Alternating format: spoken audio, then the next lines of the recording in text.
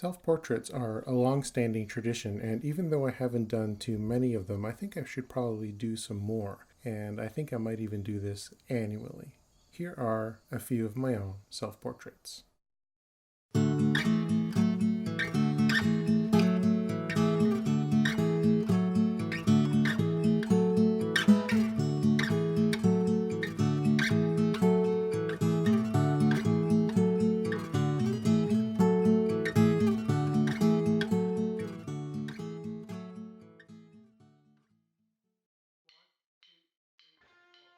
In 2011, I spent a few months painting 12 portraits of 6 local Prince Edward County farmers for my Field to Canvas series, and by the end of the year I thought it'd be fun to close it out with a portrait of myself. Also, since I reached a milestone of sorts in October, I turned 40. I sketched a bunch of different ideas about how to portray myself at this stage in my life and in my artistic career, but I decided to dispense with all the symbolism, iconography, and bullshit and went for the most honest, unadorned portrayal possible. I had my wife take a picture of me just a couple of weeks after my birthday, shirtless and without my glasses, using the available light of our dining room window with a big blank canvas for some bounce on my opposite side. And I played with the levels a bit in Photoshop to provide some more contrast, but pretty much painted what was there in the photo. Wrinkles, squinty left light-sensitive eye. Even my mustache isn't perfectly groomed.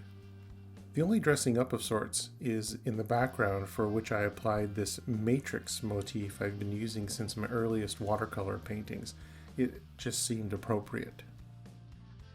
Here are some samples of that matrix motif. My friend in high school called it that, thinking it was called that, but it looks more like stained glass to me. But it is a matrix of sorts, and that's what I've been calling it since then. And I've used it a lot in paintings since 1988, in oils and in watercolors, but not in inks though, interestingly enough.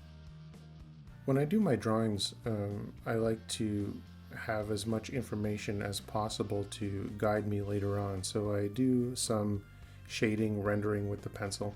Everything gets covered in orange acrylic anyway, which is transparent and allows me to see the pencil lines that are underneath. So I took some time and just did really tight pencils. Once I was satisfied with the drawing, I held my breath and started painting. And then after I did my face, the only thing left was to determine what colors I would be using for that matrix background. One problem I find with using that orange acrylic ground is not knowing if the colors in whatever I'm painting are working well, because the orange is so vibrant, and especially if I'm doing something blue like water or sky, the vibrations of the orange and the blue can be somewhat distracting, but somehow I persevere, I go through, and it works out. This isn't a really good photo, but its main purpose was to allow me to put it in Photoshop and then play around with different colors in the background to see what would suit the portrait best as far as the colors for the matrix were concerned. So this is me as I looked in 2011, just after I turned 40, and as honestly portrayed as possible. I don't do a lot of self-portraits, and I probably should. I like the tradition of it. Here is me with a couple of former co-workers when I worked in opera costuming in some heroic costumes. Here's me as a World War I soldier, as Egon Schiele, as Saint Sebastian from my To the Sound of Trumpets World War I painting series. You can see the compilation in my other playlists.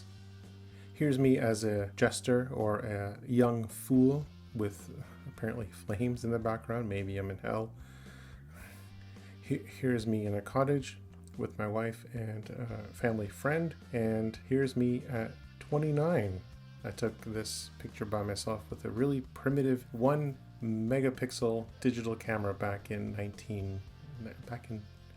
2001. Coming up to my 48th birthday in October 2019, I thought I should do a self-portrait around that time. So starting just a few days before, I started taking pictures, and then On the day of, on October 9th, I started painting this portrait and finished it just a few days later. Here's me at 48. To get the reference photo for this painting, I took a picture of myself using the timer on my camera on a tripod, and in order to get the proper focus, I held a piece of paper taped to the end of a broom handle, it roughly in the area where my head would be, focused on that, set the timer, rushed over, sat down on my chair, and struck a pose. I spent about an hour doing this until I found a photo that I found satisfying enough to paint. Again, I started with relatively tight pencils to get all the details locked in, then covered all of that with orange acrylic, nice and transparent. Here's a bit of rendering. Here's more better beard. Here's now I've blocked in the t-shirt. I decided I don't want anything in the background. I just want dark background, dark shirt. Just as plain as my previous portrait earlier in this video, but even less adorned. Although I'm wearing my glasses this time. It was left in this stage for quite a bit until all the paint dried. I wanted to put in bright white highlights in the glasses, and in order to do that without the new paint blending with what's been applied, I had to wait for that to dry. Otherwise the white would just mix and it wouldn't get pure white. And that wraps up my self-portraits video. I hope if you're a painter, you give it a try, paint yourself. It's fun, it's interesting, and free model.